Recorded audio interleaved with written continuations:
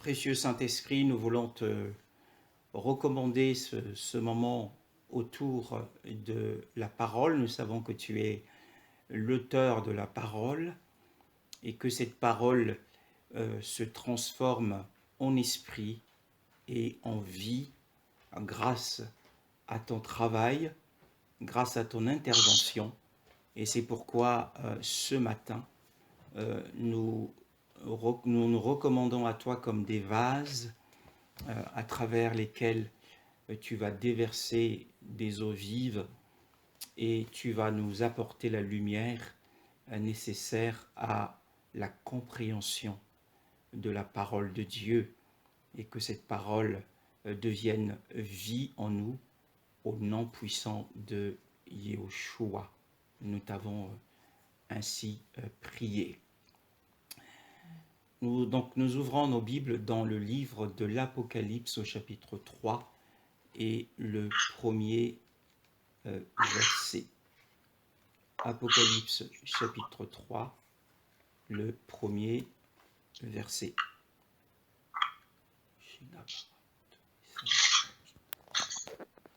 3, le verset 1. Frère, si tu as la page, tu peux faire la lecture. Alors, je lis au nom du Seigneur. Écrit à l'ange de l'église de Sardes, voici ce que dit celui qui a les sept esprits de Dieu et les 7 étoiles. Je connais tes œuvres. Je sais que tu passes pour être vivant et tu es mort. Amen. Amen. Eh bien, nous sommes arrivés à la 5e église et le Seigneur s'adresse à l'église de Sardes. Sardes qui signifie le reste ou la restauration. La restauration. Oui, l'église de Sardes, Sardes qui signifie restauration. Et cette église fait partie du deuxième groupe des 7 églises. Il y a donc 2 groupes.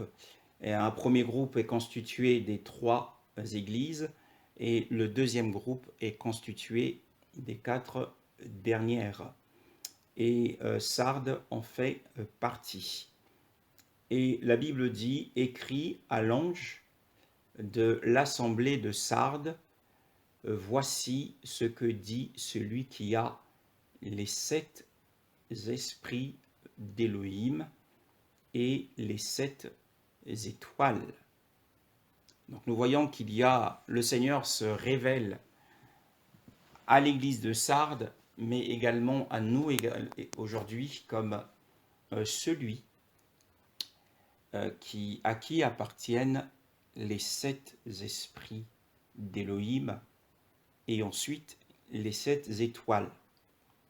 Ce qui est étonnant dans cette écriture, c'est que nous avons une première description de Yahushua dans le chapitre 1. Le chapitre 1, si nous revenons au chapitre 1, le verset 20,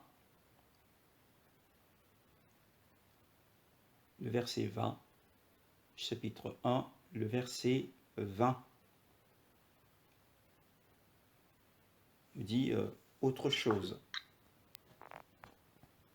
Le verset 20. Le chapitre 1 de l'Apocalypse toujours. Hein. Oui, le verset 20. Alors, je lis au nom du Seigneur. Amen. Le verset 20 nous dit, le mystère des 7 étoiles que tu as vu dans ma main droite et les 7 chandeliers d'or. Les 7 étoiles sont les anges des 7 églises et les chandeliers sont les 7 églises. Amen. Amen. Et le verset 16. Alors, le verset 16. Il y avait dans sa main droite 7 étoiles. De sa bouche sortait une épée aiguë à 2 tranchants et son visage était comme le soleil lorsqu'il brille dans sa force. Amen. Amen. Donc nous voyons que le verset 20 nous dit que le mystère des 7 étoiles que tu as vues dans ma main droite et les 7 chandeliers d'or, les 7 étoiles sont les 7 anges des 7 assemblées, et les 7 chandeliers que tu as vus sont les 7 assemblées. Et le verset 16, et dans sa main droite, il a 7 étoiles, et de sa bouche sort une grande épée aiguë à 2 tranchants, et son visage comme le soleil qui brille dans sa force. Et le chapitre suivant, c'est-à-dire le chapitre 2, le premier verset du chapitre 2, nous donne une description de l'église d'Éphèse. Le chapitre 2 nous donne une description de l'église d'Éphèse. Le premier verset.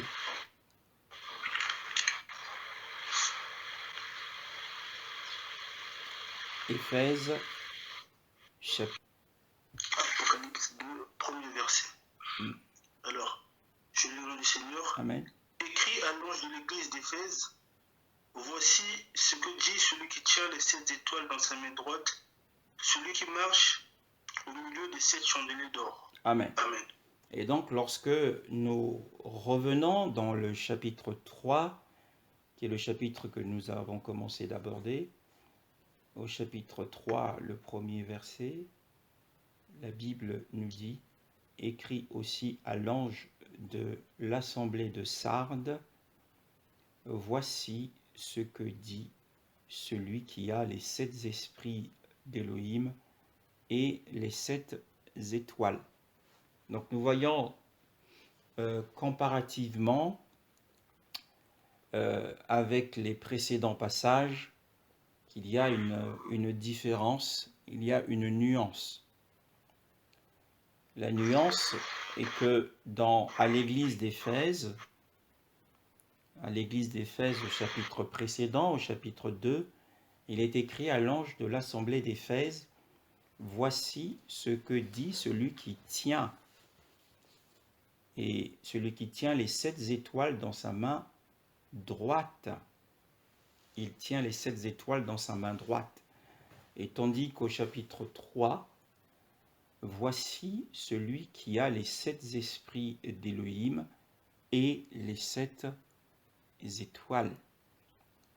Donc nous voyons que d'une part, Yahushua à l'église d'Éphèse se révèle comme celui qui tient dans sa main droite les 7 étoiles, et tandis qu'ici, à l'église de Sardes, il est simplement dit que voici celui qui a les 7 esprits d'Élohim et les 7 étoiles. Cette fois-ci, les 7 étoiles ne sont pas décrites comme étant dans sa main droite. Ce que le Seigneur dit est aussi significatif que ce qu'il ne dit pas. À Éphèse, il les avait dans sa main droite, et tandis qu'à Sardes, cette fois-ci, il ne les a plus dans sa main droite, mais néanmoins, malgré tout, ces 7 étoiles appartiennent au Seigneur. Et là, nous avons donc une double nature. La première nature, c'est que le Seigneur est celui qui a les 7 esprits d'Élohim, celui qui possède les 7 esprits d'Élohim, à qui appartiennent les 7 esprits d'Élohim. Et nous allons revenir au chapitre 1, le verset 4, Apocalypse chapitre 1, le verset 4 nous dit quelque chose au sujet des 7 esprits. dans le livre que nous sommes en train d'étudier, la parole nous dit que, eh bien, les 7 esprits appartiennent à Yahushua. Et au chapitre 1, le verset 4, que nous dit la parole de Dieu? Que nous dit la parole du Seigneur? Frère, si tu peux faire la lecture. Alors, je lis au nom du Seigneur. Amen. Apocalypse 1 au chapitre 4. Jean aux 7 églises qui sont en Asie. Que la grâce et la paix vous soient données de la part de celui qui est, qui était et qui vient, et de la part des 7 esprits qui sont devant son trône. Amen. Amen. La Bible nous dit que les 7 esprits sont devant le trône. Les 7 esprits sont devant le trône. Et si nous allons au chapitre 4, la Bible nous dit aussi quelque chose au sujet des 7 esprits. Nous avons vu au premier chapitre, le verset 4, que les 7 esprits se tiennent devant le trône. Et le chapitre 4 est le verset 4 à 5. Le verset 4 à 5, chapitre 4, le verset 4 à 5. Que nous dit la parole de Dieu à ce niveau-là? Apocalypse 4, le verset 4 à 5. Oui.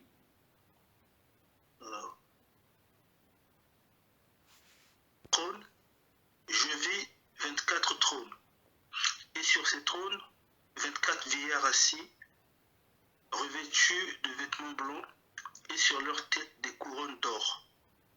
Du trône sortent des éclairs, et des voix, et des tonnerres. Devant le trône brûlent 7 lampes ardentes, qui sont les 7 esprits de Dieu. Amen. Amen.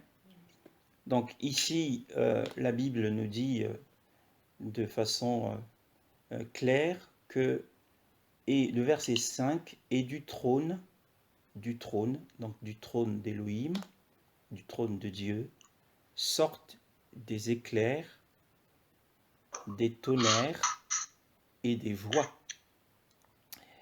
Et 7 lampes de feu brûlent, encore une fois, devant le trône, qui sont les 7 esprits d'Élohim.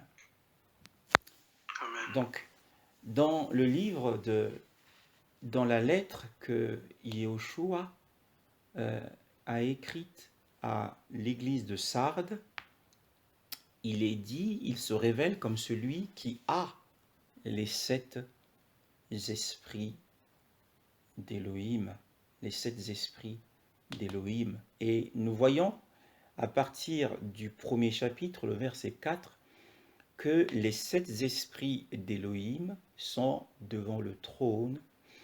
Et le chapitre 4, le verset 5, nous dit qu'à partir du trône, eh bien, sont libérés des éclairs, des tonnerres et des voix. Et que dès que les éclairs sont libérés, des tonnerres sont grandes et que des voix sont entendues, il y a 7 lampes de feu qui brillent de leur lumière de feu devant le trône, et que ces lampes brûlantes sont en réalité les 7 esprits d'Élohim. Lorsque nous reparcourons ou nous parcourons à nouveau le chapitre 5 de l'Apocalypse, nous découvrons également autre chose. À partir du verset 5 et le verset 6. chapitre 5 et le verset 6. Apocalypse 5, le verset 5 et 6. Oui, frère. D'accord. Alors, je lis au nom du Seigneur. Amen. Et l'un des vieillards me dit, ne pleure point. Voici le lion de la tribu de Juda, le rejeton de David, a vaincu pour ouvrir le livre et ses 7 sceaux. Et je vis au milieu du trône et des 4 êtres vivants et au milieu des vieillards un agneau qui était là comme immolé. Il avait 7 cornes et 7 yeux qui sont les 7 esprits de Dieu envoyés par toute la terre. Amen. Amen.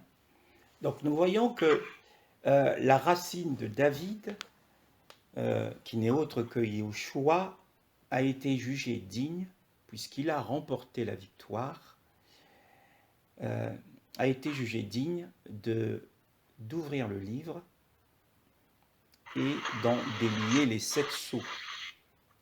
Et lorsque l'apôtre Jean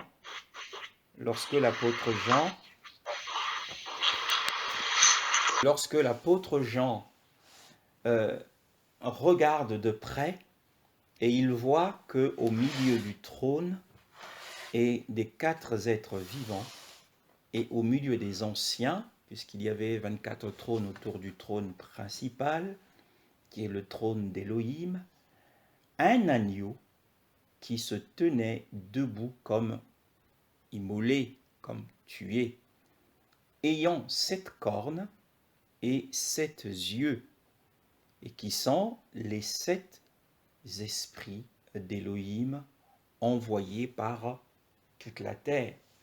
Le chapitre 4 nous a décrit que du trône, proviennent des éclairs, des tonnerres et des voix. Et que, à partir du moment où sortent ces éclairs, ces tonnerres et ces voix, il y a 7 lampes de feu qui se mettent à brûler en présence du trône de Dieu, et que ces 7 lampes brûlantes de feu ou de flammes de feu ne sont autres que les 7 esprits de Dieu, et que le chapitre 5, le verset 6, nous enseigne que au milieu même du trône, il y a un agneau qui a été immolé. Cela nous parle de la rédemption de la croix. Et que cet agneau a sur sa tête 7 cornes et 7 yeux. Et que ces 7 yeux ne sont autres que les 7 esprits d'Élohim envoyés par toute la terre. Maintenant, il nous faut, par le Saint-Esprit, essayer de comprendre, puisque nous gardons toujours à l'esprit le chapitre 3 et la description que le Seigneur fait de lui-même à l'église de Sardes. Et nous voyons que les 7 esprits de Dieu, comme il le décrit dans l'église de Sardes, celui qui a les 7 esprits de Dieu, ce n'est autre que l'agneau qui a été immolé, car nous le voyons au chapitre 5, le verset 6, il se tenait là comme immolé, ayant 7 cornes et 7 yeux, qui sont les 7 esprits d'Élohim envoyés par toute la terre. Donc nous comprenons que, effectivement, celui qui se révèle à l'église de Sardes, c'est bien l'agneau qui a été immolé. Cela nous parle de la rédemption de la croix. Cela nous parle de l'œuvre de la croix. Et dans ces différents passages que nous avons lus, à partir du chapitre 1, le verset 4 nous dit que les 7 esprits se tiennent devant le trône. Le chapitre 4 nous dit également que devant le trône brûlent 7 lampes de feu qui sont les 7 esprits d'Élohim. Et qu'au chapitre 5, au milieu du trône, il y a un agneau qui a les 7 cornes, les 7 yeux, qui sont les 7 esprits d'Élohim, qui cette fois-ci sont missionnés, sont en mission sur la terre entière. Maintenant, à partir du chapitre 1, du chapitre 4 et du chapitre 5, il nous est parlé de quelque chose de spécifique. Il nous est parlé de façon répétitive du trône, le trône d'Élohim. Et nous voyons, lorsque nous avons lu ces passages, que on ne peut séparer le trône d'Élohim aux 7 esprits d'Élohim, que les 7 esprits d'Élohim sont associés au trône d'Élohim, que les 7 esprits d'Élohim sont liés au trône d'Élohim, car à chaque fois qu'il est fait mention des 7 esprits d'Élohim, il est tout de suite fait mention du trône. Devant le trône, et là, au milieu du trône, 2 fois devant le trône, et au milieu du trône, l'agneau, ayant 7 cornes et 7 yeux, qui sont les 7 esprits d'Élohim envoyés par toute la terre.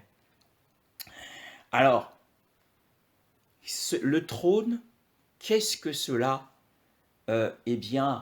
signifie pour nous aujourd'hui, le trône d'Élohim? Eh bien, le trône d'Élohim, c'est l'autorité suprême de l'univers. L'autorité suprême de l'univers. Le trône de Dieu nous rappelle l'autorité suprême d'Élohim, bien-aimé dans le Seigneur. Et le trône de Dieu nous rappelle, comme nous l'avons chanté tout à l'heure, que celui qui est assis sur le trône doit recevoir la gloire, doit recevoir la louange, doit recevoir les honneurs. Donc, au trône de Dieu est associé les 7 esprits d'Élohim, au trône de Dieu, qui n'est autre que l'autorité suprême de l'univers, et au trône de Dieu est associé la gloire, l'honneur et la louange. Et ce qui est intéressant, c'est que les 7 esprits se tiennent devant ce trône.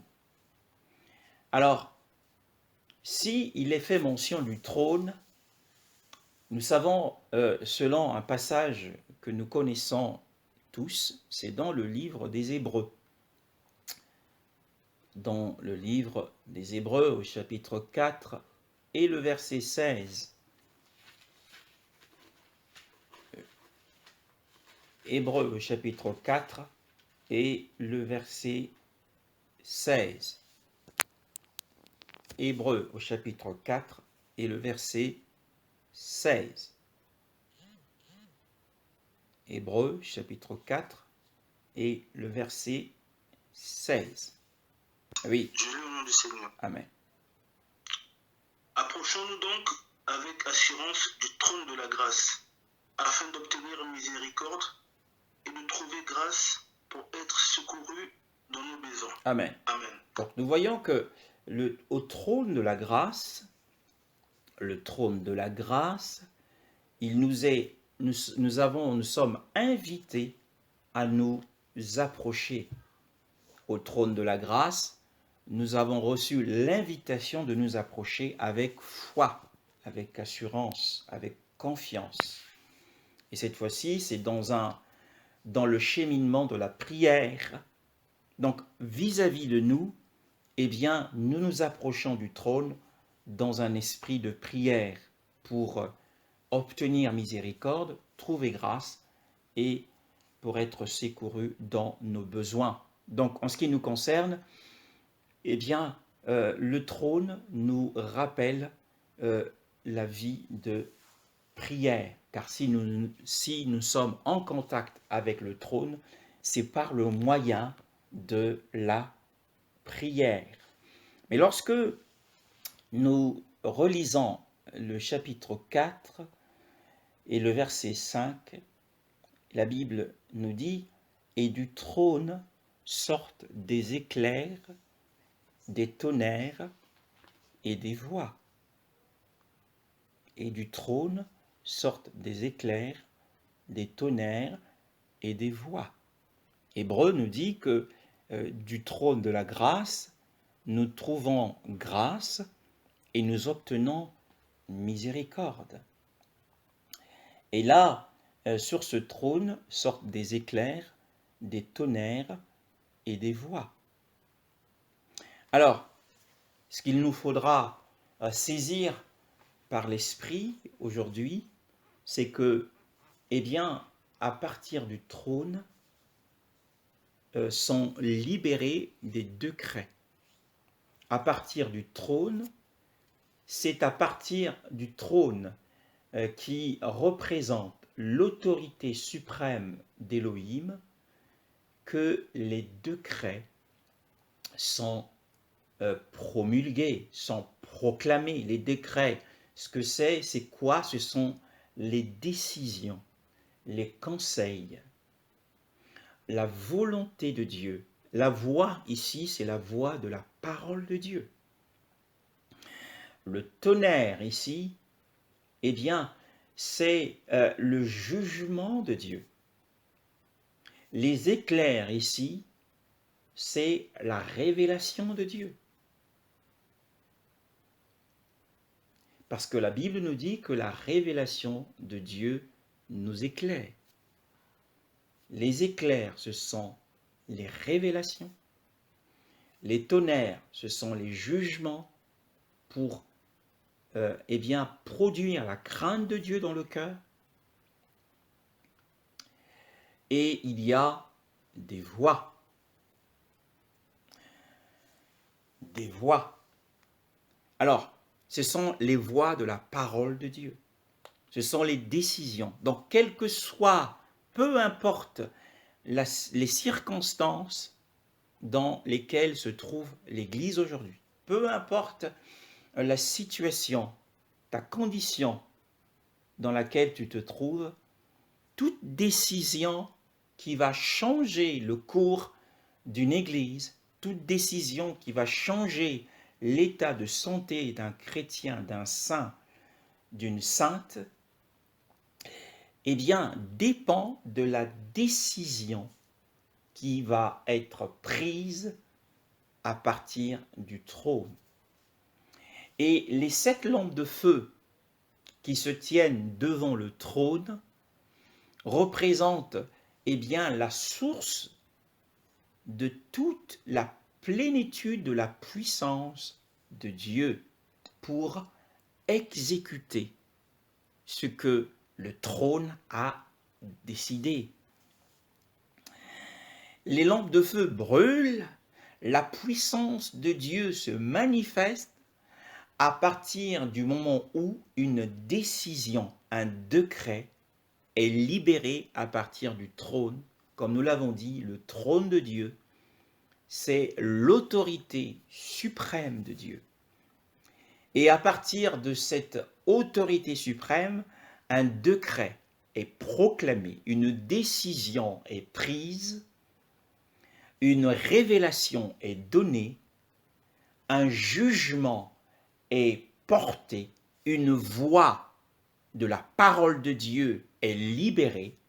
Alors, les 7 esprits de Dieu qui se tiennent devant le trône sont envoyés, comme nous l'avons lu dans Apocalypse 5, le verset 6, ce sont les 7 esprits de Dieu envoyés sur toute la terre pour travailler afin d'accomplir le désir du cœur de Dieu, afin d'accomplir la volonté de Dieu.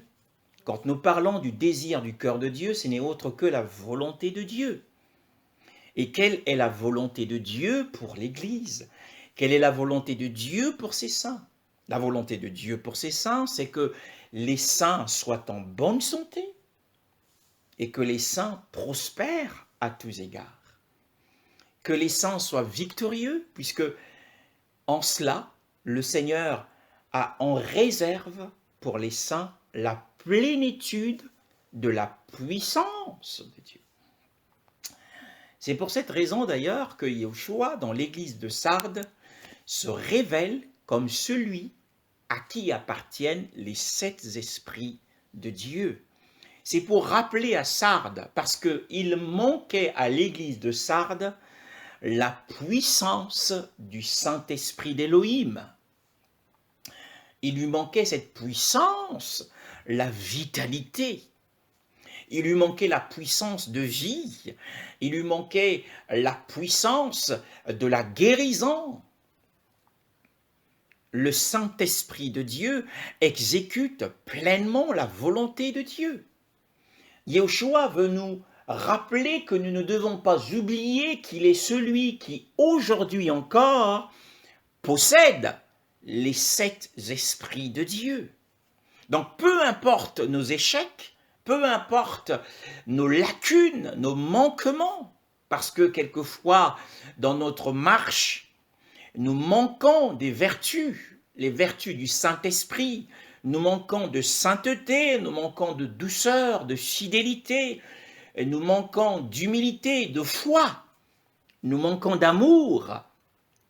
Il veut nous rappeler qu'il est celui qui possède les 7 esprits de Dieu, qui n'est autre que la plénitude de la puissance de Dieu et la plénitude de la vie et des vertus de Dieu. Qu'il est celui qui seul est capable de porter des fruits spirituels dans notre vie. Encore une fois, à partir du trône, sont libérées les décisions concernant cette œuvre qui n'est autre que l'œuvre de Dieu. Eh bien, l'œuvre de Dieu, à l'œuvre de Dieu, le Seigneur pourvoira pour l'accomplissement de son œuvre. Il a pourvu. Mais la puissance du Saint-Esprit n'est pas perceptible. La puissance du Saint-Esprit ne peut être vue par les yeux de la chair. Aux yeux de la chair, la puissance de Dieu est cachée. La puissance de Dieu, c'est quelque chose de secret. Mais la Bible nous dit ceci, invoque-moi et je te répondrai. Et je t'annoncerai des grandes choses, des choses cachées que tu n'as point connues. Et parmi ces choses que nous ignorons, parmi ces choses que nous n'avons pas expérimentées, parmi ces choses qu'il nous reste à expérimenter, il y a la plénitude de la puissance de Dieu.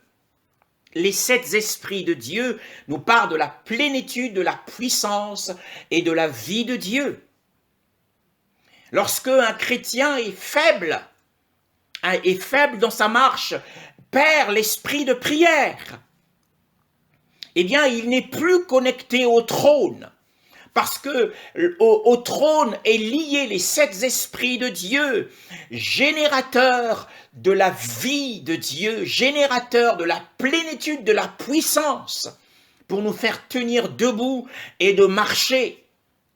Et c'est pourquoi la Bible nous encourage à nous approcher avec confiance, à placer notre confiance dans celui qui est assis sur le trône. Parce qu'au trône est lié les 7 lampes de feu et qui sont là pour exécuter les décisions, les décrets solennels, qui sont là pour réaliser les révélations, les visions et les jugements qui sont portés, qui viennent à partir du trône.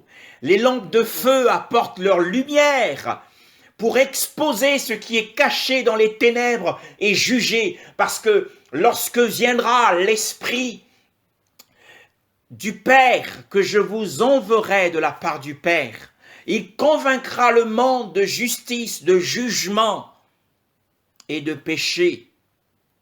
Le Saint-Esprit de Dieu, ce sont les lampes de feu. Et nous avons besoin d'entendre avec les yeux de la foi.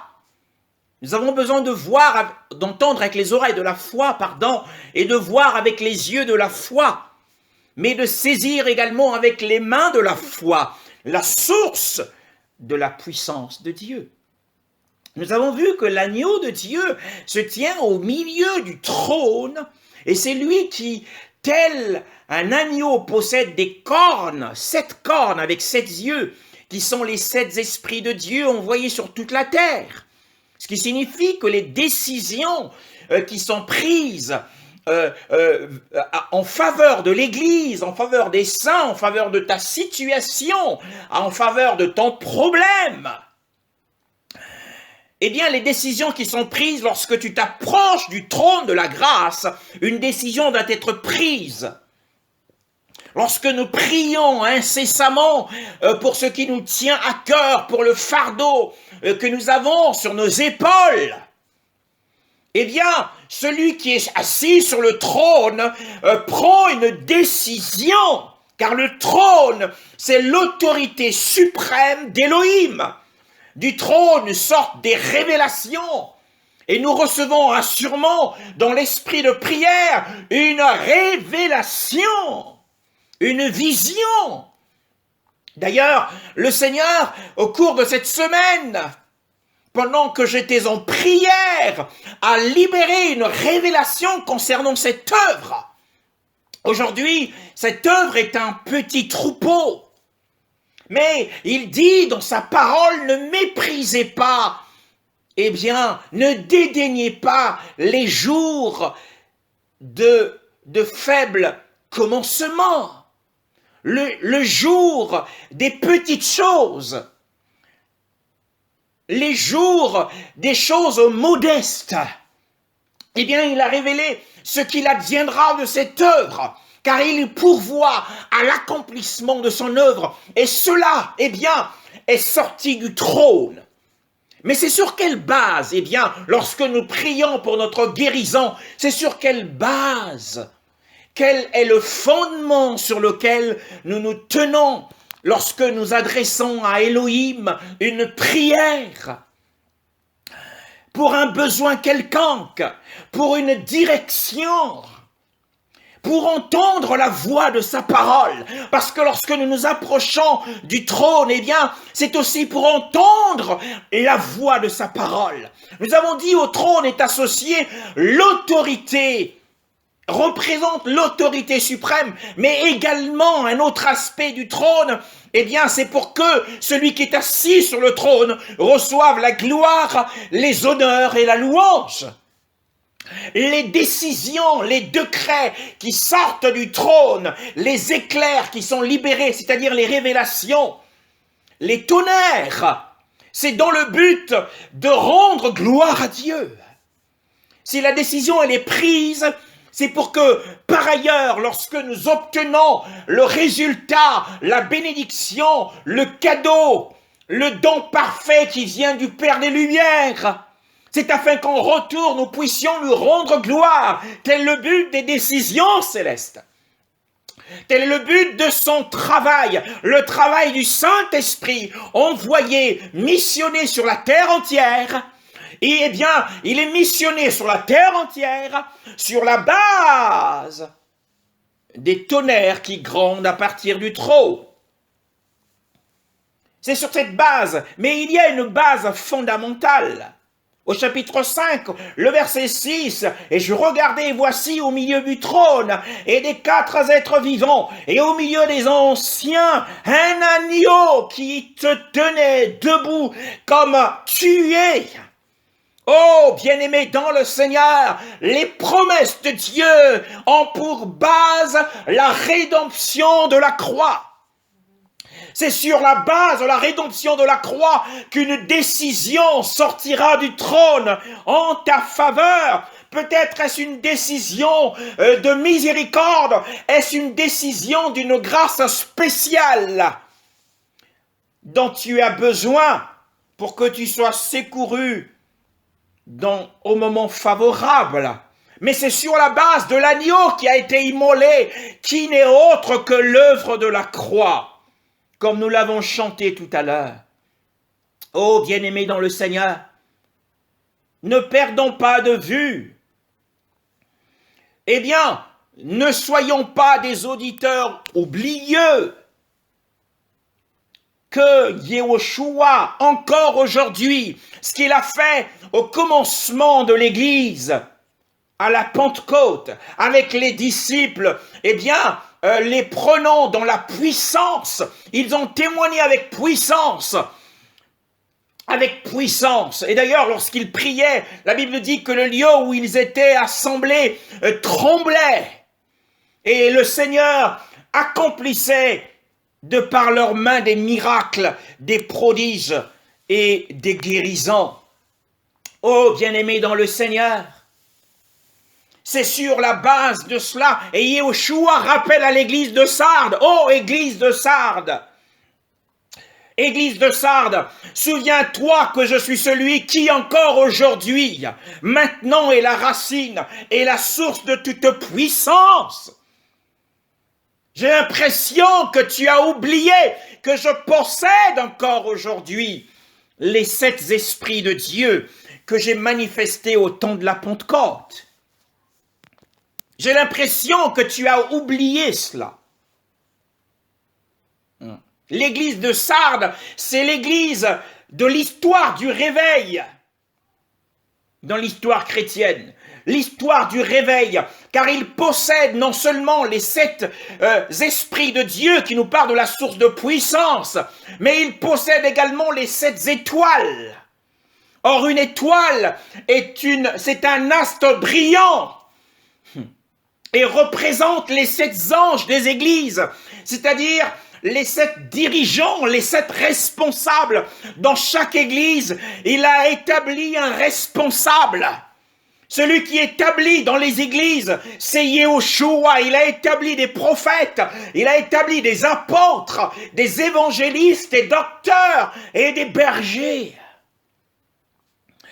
Mais il veut que ces bergers, il veut que ces responsables soient des étoiles brillantes.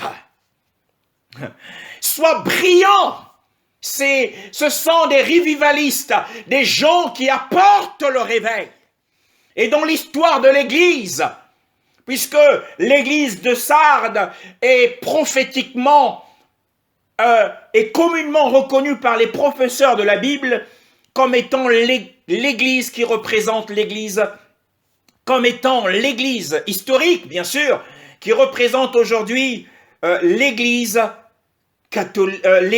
protestante ou les églises protestantes. Hein? Apocalypse 3, l'église de Sardes. Et l'église de Sardes, dans le protestantisme, il y avait Martin Luther qui a porté l'évangile avec la doctrine de la justification par la foi. La justification par la foi est venue de Luther. Après lui, il y a eu bien d'autres. Il y a eu John Wesley. Hein? Et il y a eu beaucoup d'autres hommes de réveil qui sont venus après. Ils ont apporté le réveil qui était l'œuvre du Saint-Esprit. Or, le réveil, lorsque nous parlons du réveil, c'est la réaction divine. Le réveil n'est autre que la réaction de Dieu, parce qu'il ne tolère plus que les choses soient entre les mains de Jézabel qui apporte le levain dans l'Église. Jézabel, Babylone la Grande. Alors il a élevé des hommes brillants comme Martin Luther, John Wesley. Mais le problème, c'est que ces hommes, après qu'ils aient accompli l'œuvre de Dieu, ce qu'ils ont laissé derrière eux, ce sont des organisations. Luther a laissé l'église luthérienne. Wesley a laissé l'église presbytérienne. Et dans certaines églises, ils ont vu la vision du baptême. Celui qui avait vu la vision du baptême, la vérité sur le baptême par immersion, a laissé une organisation, c'est l'église baptiste. Et à partir de là, les églises protestantes sont devenues des églises organisationnelles. Branham est arrivé à apporter une lumière.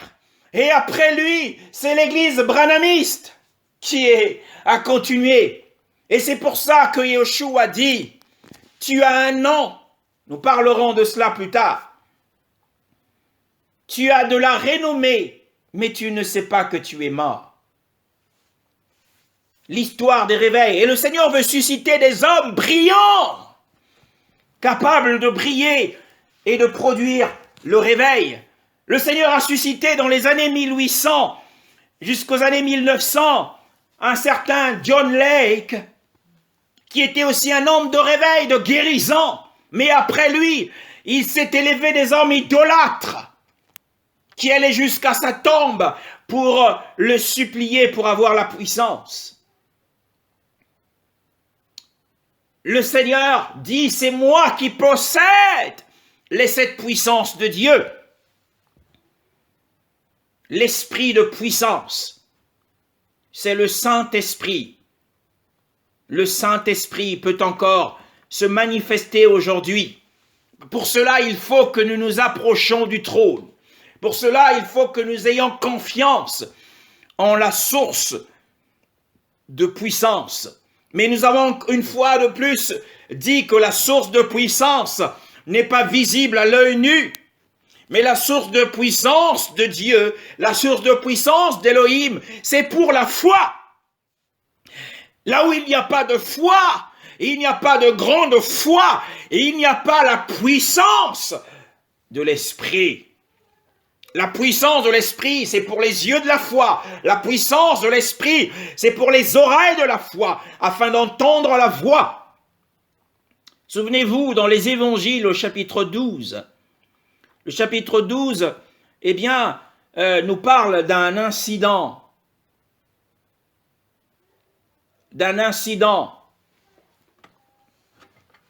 Yeshua a parlé. Et quand Yeshua a parlé, eh bien, ceux qui étaient autour de lui se sont dit, Dieu lui a parlé. Le verset 28, Évangile de Jean, chapitre 12, le verset 28 à 30. Évangile de Jean, chapitre 12, le verset 28 à 30. Vas-y, ma sœur. Père, révèle la gloire de ton nom. Une voix vint alors du ciel. J'ai révélé sa gloire et je la révélerai encore. La foule qui était là et qui avait entendu disait que c'était le tonnerre. D'autres disaient, un ange lui a parlé. Jésus reprit la parole. Ce n'est pas à cause de moi que cette voix s'est fait entendre, c'est à cause de vous. Amen. Amen. Le Père a parlé à partir du trône, d'une voix de tonnerre. Dieu utilise parfois la voix de tonnerre. Et les Juifs qui étaient là avaient entendu le grondement du tonnerre. Mais ceux qui avaient les oreilles de la foi ouvertes avaient reconnu la voix. Et Yeshua dit plutôt que c'était une voix, et que cette voix est arrivée, c'était à cause d'eux. Eh bien, lorsque nous sommes proches du Seigneur, eh bien, une voix de tonnerre, tonitruante, peut être libérée pour nous. Mais aussi une voix douce, parce que la Bible dit du trône sortent des éclairs, des tonnerres et des voix. Parlons des voix douces, celles du Saint-Esprit. C'est afin d'exécuter encore une fois le désir du cœur de Dieu. Et nous avons besoin, peu importe notre besoin aujourd'hui, nous avons besoin de la vitalité du Saint-Esprit. Nous avons besoin d'être des chrétiens forts. Et seul le Saint-Esprit peut nous produire cette force en nous. Le Saint-Esprit, lorsqu'il entend la voix du Père, eh bien, la voix du Père nous fortifie. Mais le problème de l'église de Sardes, c'est que dans l'église de Sardes, ils avaient mis en oubli, ils avaient oublié que Yeshua était la source de la puissance. Yeshua était la source de la vie. alors cette Église a progressivement perdu la vitalité. Cette Église devenait de plus en plus faible, au point que Yeshua déclare qu'ils sont morts. Oh, prenons garde, frères, de ne pas perdre progressivement la vitalité. La question qui s'oppose à nous, ce n'est pas que lorsque nous avons relu tout à l'heure Apocalypse 1, la vision que l'apôtre Jean a reçue, le dernier verset, et le mystère des 7 étoiles que tu as vues sur ma main droite et les 7 chandeliers d'or. Cette vision que l'apôtre Jean a eue, c'était une vision céleste. Les chandeliers, ce sont les 7 églises. Lorsqu'une église locale commence, cette église locale est un chandelier dans le ciel. Bien-aimé dans le Seigneur. Donc, le verset 20 nous dit qu'il y a 7 chandeliers d'or qui brûlent dans les cieux. Et les 7 chandeliers d'or, ce sont les 7 assemblées. Chaque assemblée est un chandelier dans le ciel. Donc, voyez-vous, lorsque le Seigneur dit que l'église de Sardes est une église morte, cela ne signifie pas que cette église n'est pas régénérée.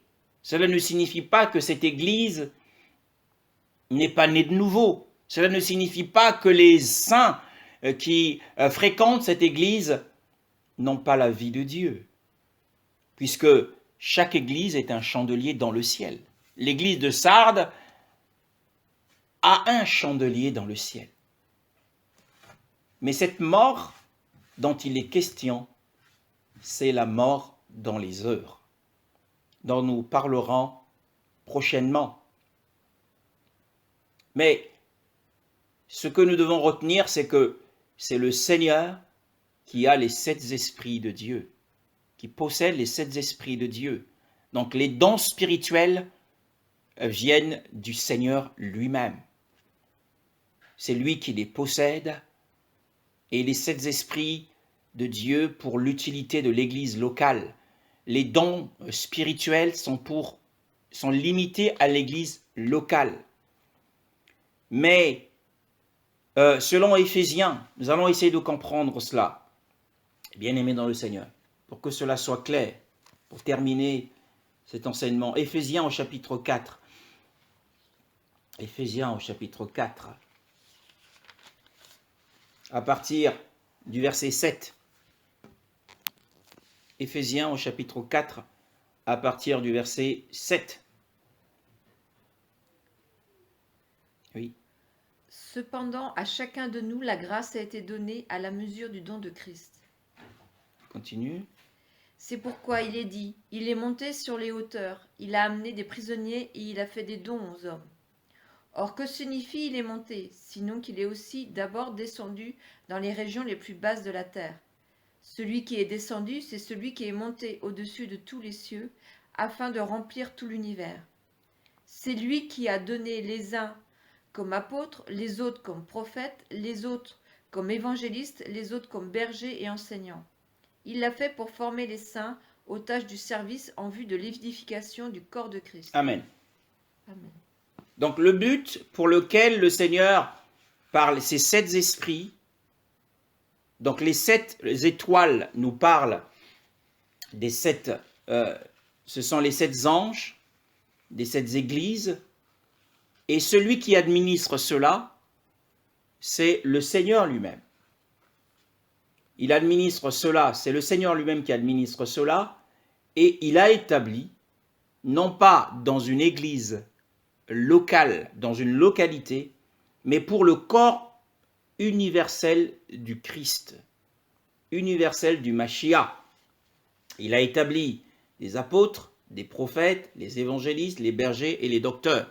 Donc lorsque nous sommes reconnus par l'Église comme étant un don, ayant un pouvoir d'édification, le don ici c'est avoir le pouvoir d'édification, quand le Seigneur nous donne le pouvoir d'édification, ce n'est pas uniquement pour l'Église locale où nous sommes, mais c'est pour l'ensemble du corps du Mashiach, l'ensemble du corps du Christ. Donc, un apôtre, c'est pour qu'il travaille pour toutes les églises. Un prophète, c'est pour qu'il travaille pour toutes les églises. Un évangéliste et un berger et un docteur. Mais, lorsque nous lisons dans 1 Corinthiens au chapitre 12, 1 Corinthiens au chapitre 12, 1 Corinthiens au chapitre 12, la Bible nous parle de, à partir 1 Corinthiens au chapitre 12, à partir du verset 4, le chapitre 12, à partir du verset 4. 1 Corinthiens 12, à partir du verset 4. Alors, je lis au nom du Seigneur. Amen. Il y a diversité de dons, mais le même esprit. Amen. Tu continues, s'il te plaît, frère, jusqu'au verset 11. Diversité de ministères, mais le même Seigneur. Diversité d'opérations, mais le même Dieu qui opère tout en tous. Or, à chacun, la manifestation de l'esprit est donnée pour l'utilité commune.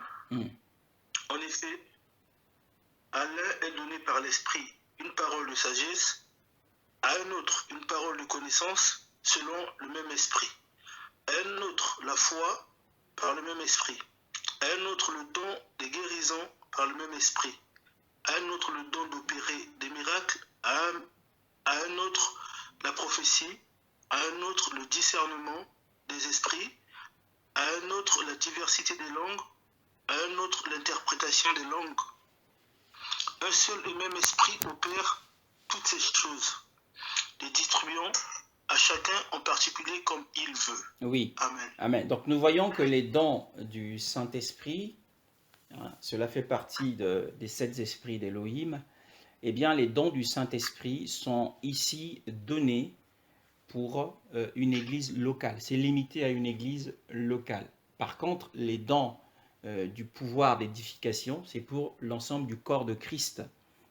Donc ces dons-là, les dons des guérisons, la parole de sagesse, la parole de connaissance, la prophétie, les langues, le discernement des esprits, l'interprétation des langues, c'est lors des cultes dans une église locale, puisqu'on le voit également, on voit un exemple qui est donné dans 1 Corinthiens au chapitre 14. 1 Corinthiens, le chapitre 14 nous parle de l'exercice des dons. Le verset 23. Le verset 23 de 1 Corinthiens 14. Alors, je lis au nom du Seigneur. Amen. 1 Corinthiens 14, verset 23. Verset 23. Si donc, dans une assemblée de l'Église entière, tous parlent en langue et qu'il survienne des hommes du peuple ou des non-croyants, ne diront-ils pas que vous êtes fous? Amen. Amen. Continue jusqu'au verset 26. 6.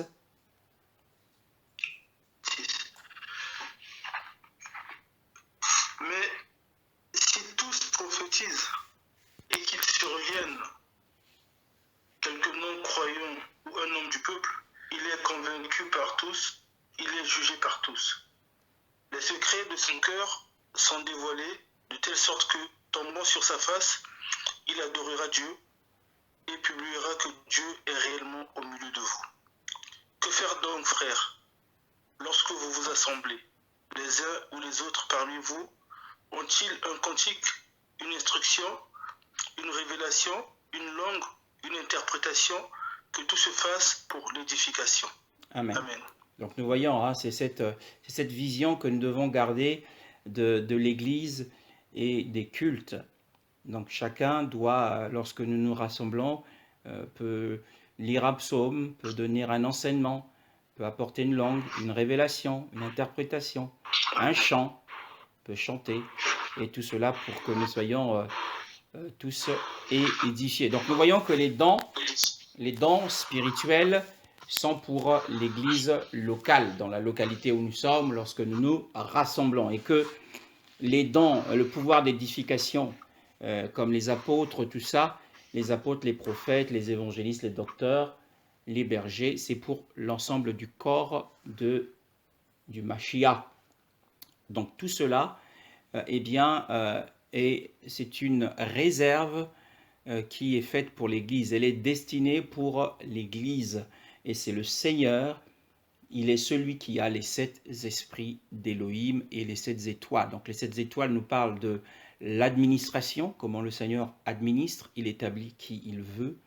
Nous ne devons pas établir des hommes si le Seigneur ne nous a pas dit d'établir les hommes. Et sachant que au commencement de l'œuvre de Dieu, dans l'Église primitive, c'était le Saint-Esprit lui-même qui établissait. Ce n'était pas l'ordination venant de la part des hommes. Et ce n'était pas une ordination comme elle se fait aujourd'hui.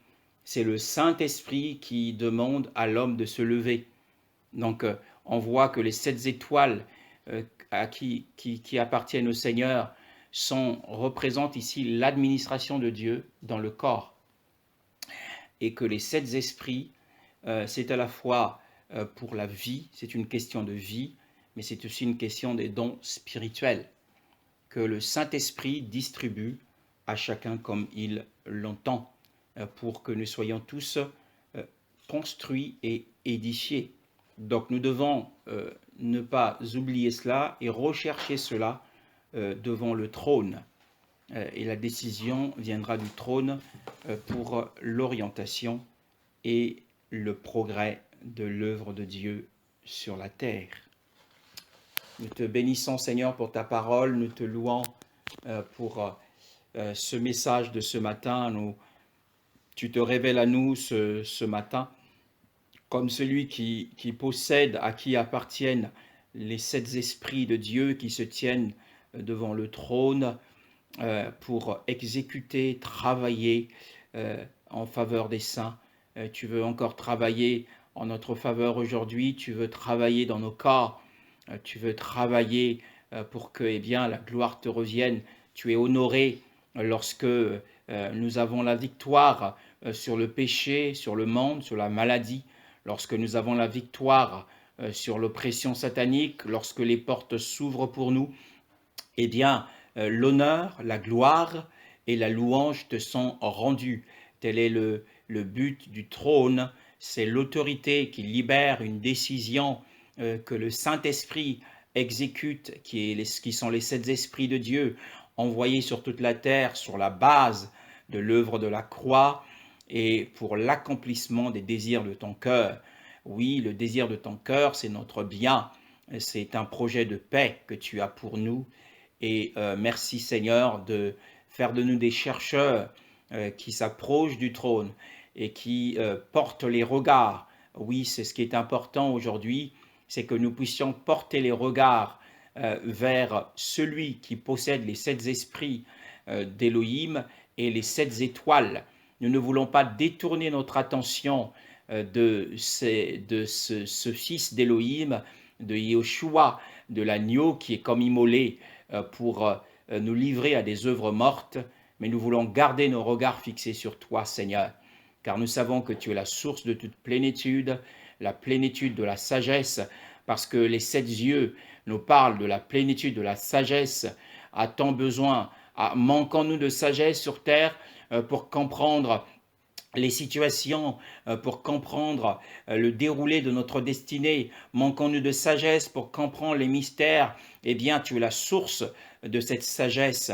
Oui, Seigneur, tu es celui qui possède les 7 yeux, qui sont les 7 esprits de Dieu, qui sont les différents aspects de l'œuvre du Saint-Esprit sur la terre. Et nous te bénissons, Seigneur, pour la compréhension et l'obtention de toutes ces richesses. Au nom précieux de Yahushua, nous avons ainsi prié. Amen.